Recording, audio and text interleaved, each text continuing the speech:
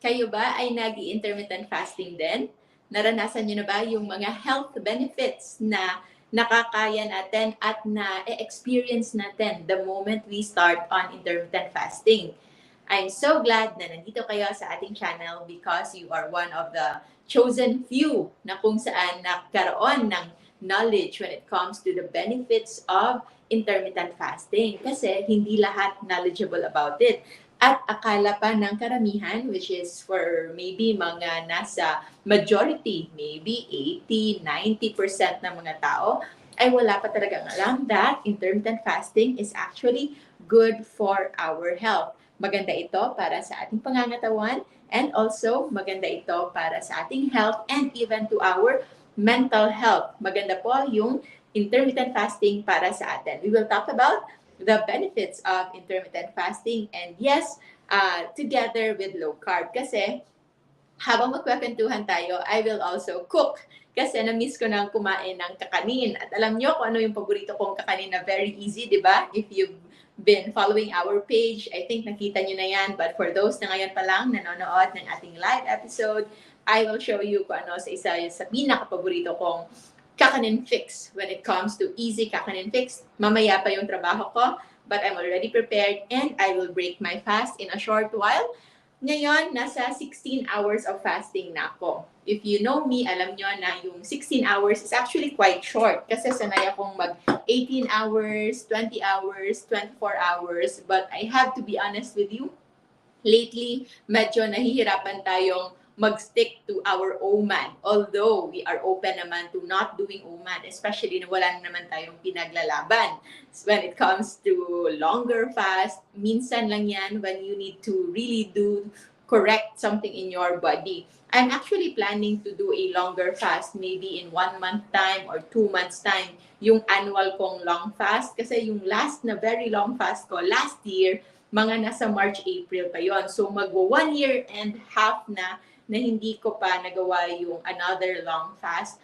That is for vitality and also yung tinatawag na Phoenix Protocol. That is for lengthening life. Kasi based on research ng mga Russians, when you do it at least once a year, it can have an effect of increasing your lifespan up to 25 years. So, sobrang tagal, di ba? Although, open naman tayo, we know na wala naman such thing as immortality. Pero, we can extend our life and live our life better, longer, and for a happier period kung tayo, yung health natin is maganda. So, maraming salamat for those who are here. Malu, Rafi, Ephraim, Hubad sa Damgo. Yes, yung almonds po is low carb. So, intermittent fasting, isa siya sa pinaka-importanteng kailangan malaman natin. If yung mga pamilya ninyo is hindi pa knowledgeable sa intermittent fasting, I suggest na turuan nyo sila kasi sobrang dami talaga ng benefit ng intermittent fasting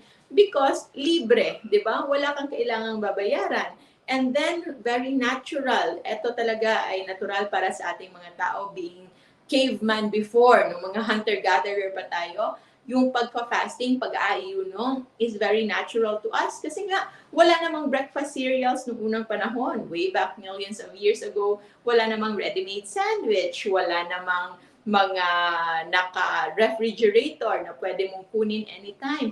Walang available na 7-Eleven, 24/7 stores, walang Grab, walang Food Panda. So, normally talaga, hindi talaga tayo nakakakain ng marami when it comes to early breakfast the way we define it now. Kasi ngayon, yung breakfast sa mga hotels nga, sa mga fast food, hanggang 10:30 a.m. lang, di ba? But the word breakfast is actually to break a fast. So, wala actually siyang time na dapat talaga eto ganitong oras. But it's just simply the food that you eat after fasting. Because normally, dapat nagpa-fasting tayo ng at least 12 hours a day. Ano yung 12 hours a day of fasting? Yun yung pinaka-basic natin. So if you can write that down, 12, yun yung 12 hours difference between your last meal. So for example, yung last meal mo kagabi is around 6 p.m. or 7. Lagay na natin 7 ng gabi. You can actually already have breakfast by 7 in the morning. So 7 to 7, that is already 12 hours of fasting. At yan, Kung hindi ka sanay, medyo mahirap siya kasi nga, just like sa mga diabetic before, kapag nagpa-laboratory tayo, di ba? Kapag pinag-fasting tayo ng 10 hours, after that, parang gutom na gutom tayo, feeling natin, kailangan na talaga natin kumain agad-agad, and feeling deprived tayo, only to realize na kapag nag-intermittent fasting kayo, 10 hours is nothing. And you can see your blood sugar lowering down the natural way. Kasi nga, nako-consume ito. And what is good also, hindi ito nagkakaroon ng risk of hypoglycemia. Contrary sa mga iniisip ng iba na akala nila pwede kang mag-hypoglycemia, yung mga babagsak na lang yung blood sugar. Actually, no, because our body, sobrang talino niya, alam niya kung paano i-maintain yung blood sugar. Kasi yung isa sa pinaka-importanteng dapat na ma-maintain ng ating pangangatawan is the normal blood sugar level, and dapat merong itong glucose talaga for the cells sa ating katawan na very dependent in glucose. Kasi when it comes to low carb, I think alam niyo na yon, we are no longer dependent sa glucose as a source of energy.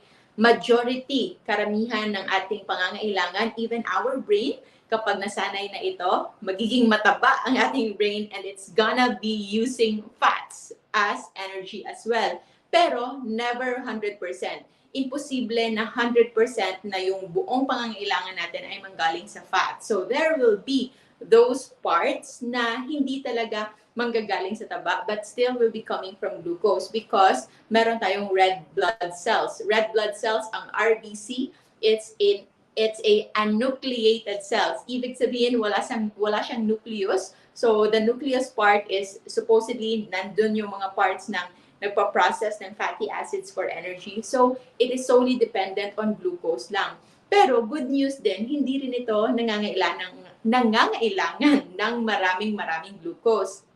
It can easily be sustained ng ating liver. Yung atay natin, yung liver natin, it can produce its own glucose through the process of gluconeogenesis. Okay, so yung gluconeogenesis is the production of glucose coming from non-glucose or non-carbohydrate sources. Pwede manggaling sa proteins. We have glucogenic amino acids. Ang proteins kasi, di ba, karne, for example, meron akong mga pagkain dito na excited na akong kainin. So this is bangus na pinrito ni Admin Cha, the way I like it. Crispy on the outside pero sa loob juicy. This is bangus belly. So meat and seafoods are mostly proteins, pero hindi natin yan ma-absorb as proteins. We have to break it down into amino acids. Amino acids, yan yung pinaka-component, simplest form or parang basic unit ng proteins, at yung amino acids gagamitin ng ating katawan. And it can produce another protein. From protein na kakainin, magiging amino acids, and then it will become protein again in the form of our hair, our nails, our skin, our organs, kung merong kailangang repair dyan. And also, it can provide substrate or ingredient para sa ating glucose kapag kailangan natin ito. And yes, thank you Neil for appreciating. Yes, nakapag-live tayo but only here in our YouTube channel. So if you can help na i-share yung link na ito in your Facebook pages para ma-share din ng ating mga kasama, that would be great para malaman nila. Because we are being prohibited now. Hindi ko alam kung bakit. But anyway, life must go on, and for sure, I hope you are doing well sa inyong LCF journey. So intermittent fasting is so good. Na-cover na natin na hindi tayo kailangang matakot when it comes to hypoglycemia. Only special note sa may mga iniinom na gamot, especially mga diabetic na nagpapa-hypoglycemia. Kasi kung magkakaroon man kayo ng hypoglycemia o pagbaba ng blood sugar, it's not because of intermittent fasting, but it's because of the medicine that you are taking. And of course, alam ko, kailangan nyo yan because that's been given by your doctor, at yung doktor nyo, binibigay na yan because based on guidelines, yun yung kailangan mong gamot. However, those guidelines and those management is based on standard diet. Standard diet meaning rice 3 times a day, snacks in between ng tinapay, ng saging, at kung ano-ano pa. So that's actually based on a very high carb way of eating. Nasa 60 to 70 grams of carbs in a meal. So that's per meal. Hindi siya 50 grams in a day. Kasi for us, when it comes to low carb, 50 grams of carbohydrates, that's for the whole day na. But for the standard diet, that is 60 to 70 grams of carbohydrates per meal and a minimum of 3 meals. That's why nangangailangan talaga ng blood sugar lowering medications. So, kung okay naman kayo at happy naman kayo sa pag-inom ng gamot, kasi hindi talaga may iiwasan that there will always be those people na mas hiyang sila sa pag-inom ng gamot. So, hindi naman tayo namimilit. We are always pro-choice. Pro-choice tayo kung yun yung gusto mo. But this one, we try to educate because I realized, like ako as a person, ayoko mag-depend sa gamot. And also, my family, I don't want them to depend on medicine as well. And sila mismo, nagustuhan din nila na hindi mag-depend sa gamot. We've been living our adult lives na yung papa namin is taking 1, 2, from 1, 2, 3, until naging insulin injections na and still succumbed to death at the age of only 56 years old. So, ayaw naming matulad sa fate na nangyari sa aming papa and to his other 3 siblings na all complicated with diabetes then. That's why we are so happy na we were able to discover the amazing benefits ng low carb and intermittent fasting. Kung pakikinggan nyo, parang parang networking, no? Pero hindi po ito networking. Wala po tayong kahit anong binibenta dito because low carb nutrition and intermittent fasting can be done without buying anything. Kahit wala kang extra spending, kahit manood ka lang ng videos, learn on your own, at hindi mo kailangang magbago ng kung anumang mga pagkain sa bahay ninyo. You can actually already start low carb regardless kung ano ang nasa bahay, but you just know how to eliminate those na hindi kailangan. Say for example, ulam. So maraming leftover sa bahay. So this one is sinigang na pork. So sinigang na pork is as usual ulam in the Philippines, di ba? So kapag naglo-low carb ka na, pwede kang kumain ng sinigang, but yung ulam lang, wala nang kailangan kanin. So, just like my friend, yung pinagkakain niya kanina na more on the pang-neutralize ito are the vegetables. So, the vegetables is actually going to parang serve as neutralizer. But as for me, since hindi na ako dependent on vegetables, I can eat this alone. So, pork na sinigang, and eto, yung bangus belly na sobrang tagal ko nang iniisip-isip but kahapon ko lang nabili and finally nakabili na. And also meron pang leftover lechon paksiw na nanggaling pa sa Borongan, Leyte na pinadala ng family ng brother-in-law ko to my sister. So yan, nakaabot pa. So all of these foods are just the usual foods sa hapagkainan ng mga Pilipino, but no na hindi kailangang merong kapares na kanin o tinapay o anuman. But today, kung meron sa inyo nag-crave ng kakanin, kasi hindi rin ako ganun ka mahilig sa tinapay before at hindi rin ako mahilig masyado sa kanin. Yung carbs na weakness ko were kakanin. Yung kakanin and also yung mga pasta, noodles, mga pansit, mahilig ako doon. So, I'm so happy na at least meron ng shirataki noodles ngayon. Although, nung nagkaroon na ng replacement, hindi na rin ako nag-crave. So, ito yung isa sa magandang mindset. When you know that you can have it anytime, mas mawawala yung cravings. You just need to have that reassurance sa sarili mo na makukuha mo yan. So, hindi kailangan na problemahin talaga. If you have foods that you are having a hard time saying no to, pwede nyo ilagay sa comments dyan so that we can see kung ano yung pwede nating magagawa. So, magluluto na tayo when it comes to our low-carb cooking for today habang gagawa ko ng aking easy kakanin fix. And the benefits of intermittent fasting, hindi lang siya limited sa pagbaba ng blood sugar. That is actually just the pinaka-basic yan. But the overall na effect niyan, kapag bumaba yung inyong blood sugar, bababa rin yung inyong insulin sa katawan. The moment your body is already on low insulin level, then your inflammation will start to go down as well. Ano ba yung inflammation? Ano ba yung pamamaga? Ito yung mga pamamaga na nararamdaman natin. It can be a pain on the back, sakit sa ulo, minsan panghihilo, minsan pagkakaroon ng sakit ng tiyan, pagkagising sa umaga, parang normal na merong kirot sa tiyan, but that is actually not normal. Kaya nga lang nasanay na tayo. Try to do some extended fasting as compared to your usual meal time. If kumakain kayo ng 9 p.m. in the evening, try to move it as early as possible, like 6 p.m. or 5 p.m. And you will notice the next day mawawala yung kirot ng tiyan nyo. It will not lead into ulcer formation because the primary trigger of acid production is still food. So actually, without food, no acid production as well, and your body will just protect the lining ng inyong stomach. So, one thing that you can do is move your meal intake sa gabi as early as possible, and also try to stay low carb. More on ulam lang. And mas masarap naman yung ulam kaysa sa kanin. Huwag lang magpadala. Actually, yung attachment ng Filipino sa kanin, hindi talaga siya physiological need. Although, yes, the sugar craving and carbohydrate addiction is totoo yan. It is real. But mostly, it is the emotional attachment kasi it is very much embedded in our culture, in our system, na sadly nagsimula yung ating pagiging dependent sa kanin because of economy. Kasi before, yung tayo ay mga trabahante pa lang, being farmers of the conquistadors and lahat ng mga nagsakop sa atin. So we are being fed with the poorest kind of nutrition. Just so enough na kahit mamatay tayo ng maaga, but as long as you are alive, you are working. Nagtatrabaho ka, naghihirap ka sa mga lupain para sa inyong mga amo, sa mga amo natin before, but that is no longer the case now. We can already change that. We deserve better nutrition. We deserve better food.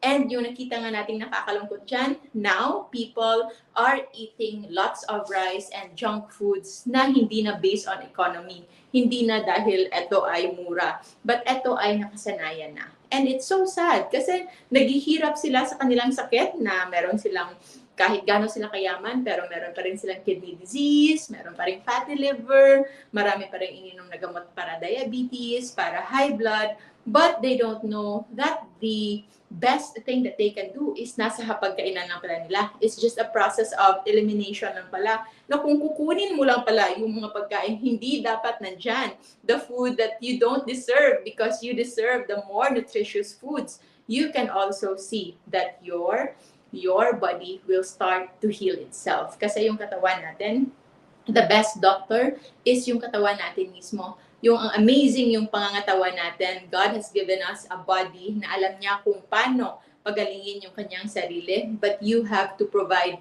the avenue. You have to provide the time and opportunity para ito ay gumaling. And intermittent fasting, a little break from food is actually the best way that you can do para makapag-focus yung ating pangangatawan sa paggaling. Because whenever we eat, if parati tayong kumakain, then yung katawan natin ay parating busy siya sa pag-digest ng food. Whenever you are full, kapag busog na busog ka, nakikita nyo yan after nyo kumain, di ba? Parang gusto nyo nang matulog because most of your blood flow actually pumupunta sa inyong tiyan. Pumupunta yan sa tiyan para ito ay ma-digest, and that's why it is shutting down your brain. That's why I also prefer to do my live videos habang wala pa akong kinakain because I feel like mas magiging sluggish ako kapag tapos na akong kumain.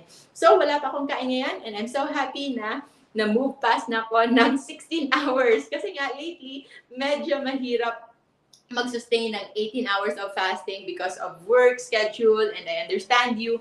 At meron talagang ganong mga incidents, like you need to be with your group of workmates na kailangan mong sumabay to eat out, and that's why we can always adjust the next day. May mga panahon din na akala ko hindi na ako makakain the whole day, kaya kumain ako ng early, only to find out na hindi pala matutuloy yung OR, nakakain ulit instead of OMAD, naging TMAD. So we are just human beings. So I'm so happy na ngayon we are getting back on our intermittent fasting track, and even if it's as little as 16 hours. So kung nagsisimula pa lang kayo, No matter how slow you go, it's okay. Yun yung sabi ni Coach Ann in Cebu. Nag-post siya last time. Isa yun sa mga favorite quotes ko din. No matter how slow you go, as long as you do not stop, then it's okay. Walang problema yan. Importante, meron tayong progress. So congratulations, Ning Ning, because of your 7 kilogram weight loss. Anyway, magluluto na tayo. So,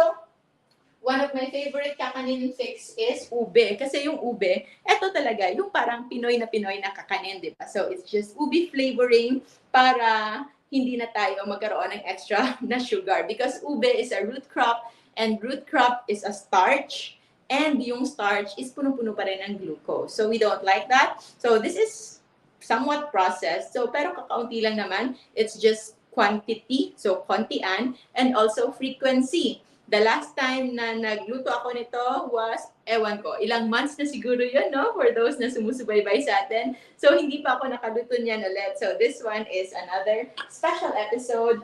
And yung para sa coconut feel ng ating kakanin, we can use gata. So, kakanggata, but I don't have here now. So, gagamitin ko lang yung pinaka-base na natin, yung pinaka-flour. So, it's the Ultimate Keto Pastry Mix ng LCF Essentials PH. Available lang din to in Shopee. So, nandito lang, hanapin nyo lang UKP Mix, Ultimate Keto Pastry Mix. Kung wala naman, you can just use coconut flour at lalagyan nyo lang ng ibang other low-carb na ingredients pampalapot like psyllium husk. I think meron tayo dito from our friend in Little Retail PH. So, psyllium husk, yan yung pampalapot. But this one, hindi na kailangan because eto, meron na siyang almond flour, meron ng coconut flour, Himalayan salt, baking powder, cream of tartar, merong stevia powder, erythritol, santan gum, psyllium husk, and merong kakaunting whey protein for increase in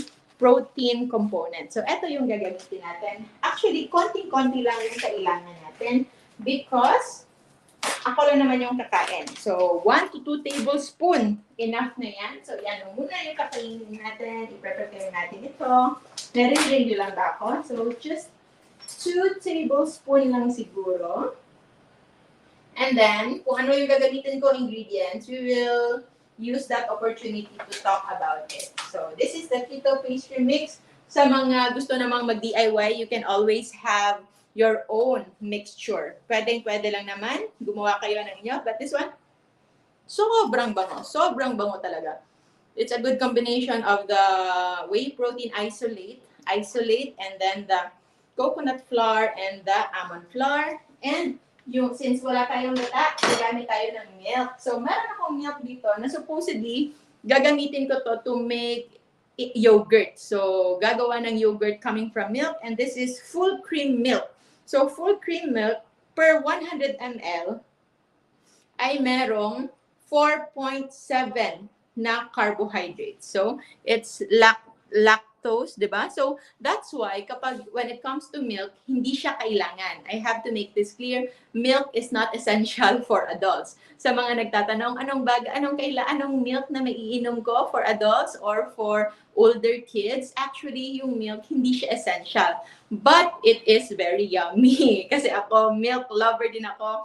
But I understand now na lactose can be inflammatory when taken in excess. Kasi nga, hindi talaga tayo designed to eat milk, consume milk all throughout our lives. That is why after neonatal period, after 6 months, natural lang na magka-develop tayo ng lactose intolerance because we are not supposed to be consuming them.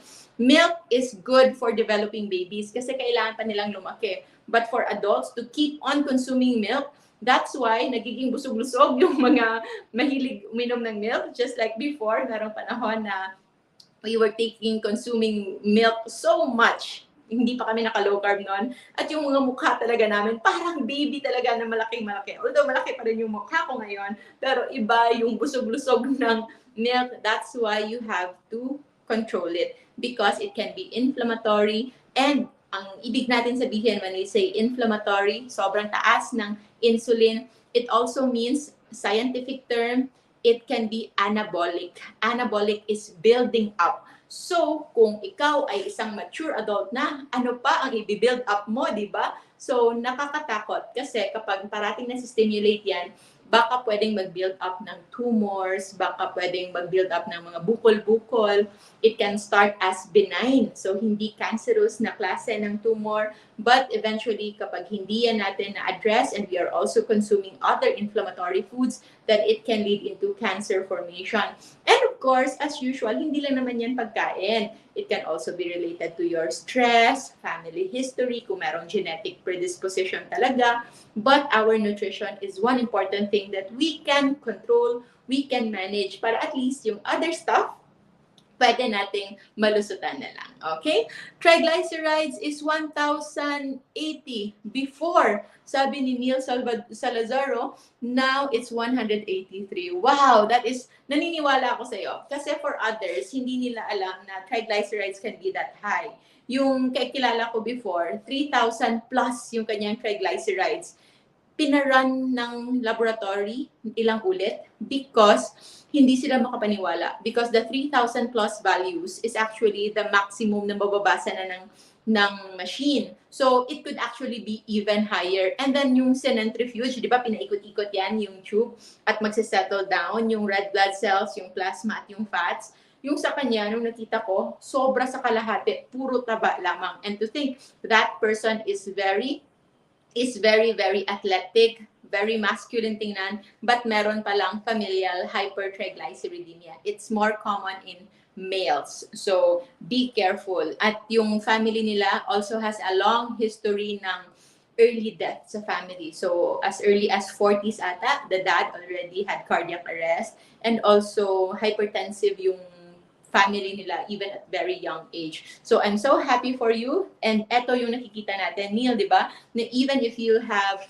familial tendency na magkaroon ng ganyan, but it's not a life sentence. Our food intake, yung the way we eat can affect so much yung ating kinakain. So, magsisimula na ako. Ang dami kong kwento, no? So, just 100 ml is actually 4.7 grams lang of lactose. So, this is good news kasi if it's less than 5 grams in 100 ml na carbohydrates, it's under low carb. But you have to be conscious kung ano yung pinagkakain mo, the other food items. So, yung ultimate keto pastry mix, yung per tablespoon nito, 0.7 gram net carbs lang. So, yung 2 tablespoon actually, wala pa sa 2 grams na net carbs plus the 100 ml here. So, that is just, 4.7. So, mga nasa 7 grams lang of net carbs. And yung kakainin ko naman is mostly proteins na wala rin carbs. So, tulad ng bangus, pinapakita ko talaga, no? Kasi excited akong kumain ng food ko eh. And then yung sinigang, salamat sa nagpadala ng sinigang ingredients. And also, eto rin, yung lechon paksiw na galing pa ng Borongan, Leyte. Leyte, Samar. Sorry hindi ko masyadong alam. Second time na nakikinig si Ellie. Thank you so much. Na-enjoy ko ang kombucha kahapon sa Starbucks. Masarap pala. Yes, masarap yan. Yun, nandun din ako kahapon. Bumili rin ako ng kombucha, pero hindi ko siya ininom kasi actually, kailangan ko lang ng lugar kung saan ako makapagtrabaho. But yun lang yung binili ko at inuwi ko na siya sa bahay. Pero, yun, I think natapon ko na ata yung cover. So, 100 ml, estimate lang tayo dahil hindi ko makita yung ating dito. So, 100 ml, usually yung isang baso nasa 250 ml yun, di ba? So, just 100 ml of milk. And then, lalagay lang dyan. So, 3 ingredient lang. So, eto na yung ating UKP mix, 100 ml of milk. And then, ube flavoring. And then, initin lang natin. So, magluluto na tayo. Function. Magtatrabaho ako mamaya. Promise. Medyo dry siya. Dapat pala 1 tablespoon lang, no? Actually, kapag nagluluto ako, first time ko rin niluluto yan. So, add na lang tayo ng water para lumapot ng konti. Or, baka kailangan natin dagdagan for it to be well blended. So, wala namang raw ingredient dito. So, actually, pwede mo na siyang kainin agad-agad. Kasi yung coconut flour and almond flour, malinis naman yon. But of course, to be safe, no? Because we don't know kung paano ito na ipaprocess. at na-prepare. So, better na dumaan na rin sa heat, sa init. And especially na kakain tayo ng parang kakanin. So, it's already enough. So, yan lang. Very easy. So, enough lang na kapag kasi naiinitan yung psyllium husk, yung pampalapot ng low carb na mga pastries, na mga low carb na mga breads is the psyllium husk and the santan gum. So, dalawa niyan nasa loob. But hindi sila lalapot agad-agad unless it is being heated at maging wet. So, that's why kailangan uminit muna and then it's already ready. So, meron pa shout out si RHD, GPND. Hindi ko na alam kung paano sabihin yan. Hindi ko nga alam kung boy ka or girl, kung si sir ka o si ma'am. But na-shout out na kita, ha? So, yan lang. And I hope you are enjoying the benefits of this lifestyle, no? Huwag kayong mahiya na magturo sa iba. Okay?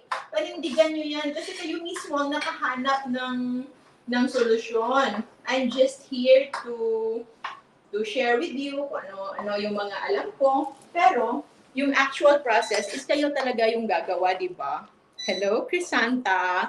So, yan. Tapos na yung ating ube. So, it's the ube kakanin fix. Tingnan nyo, 2 tablespoon lang. Ganun na siya karami. So, dapat pala 1 tablespoon lang, no?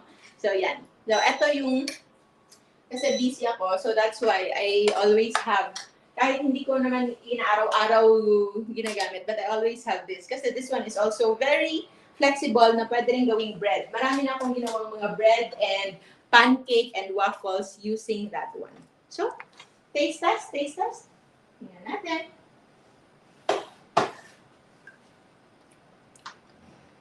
Pwede na. kakanin na siya. It's good. So, ito yung first meal ko. After 16 hours and mga 45 minutes. No? 16 hours and 39 minutes. So, yan. And I will eat now.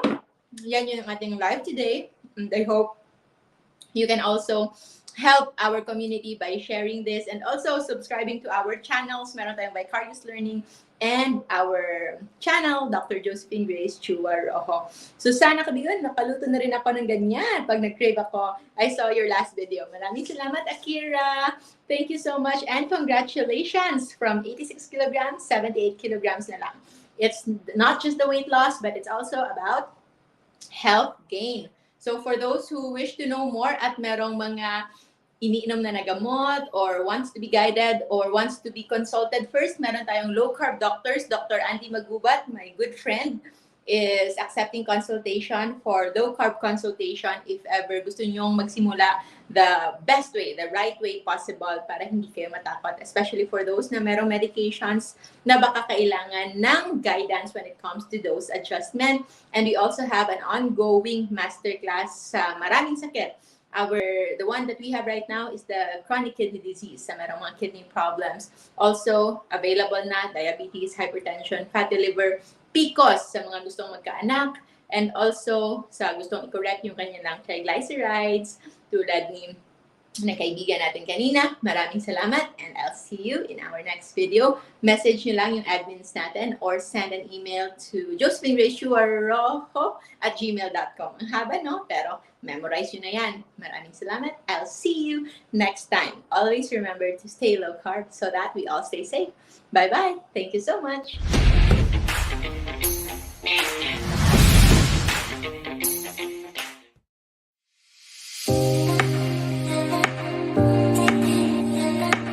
you.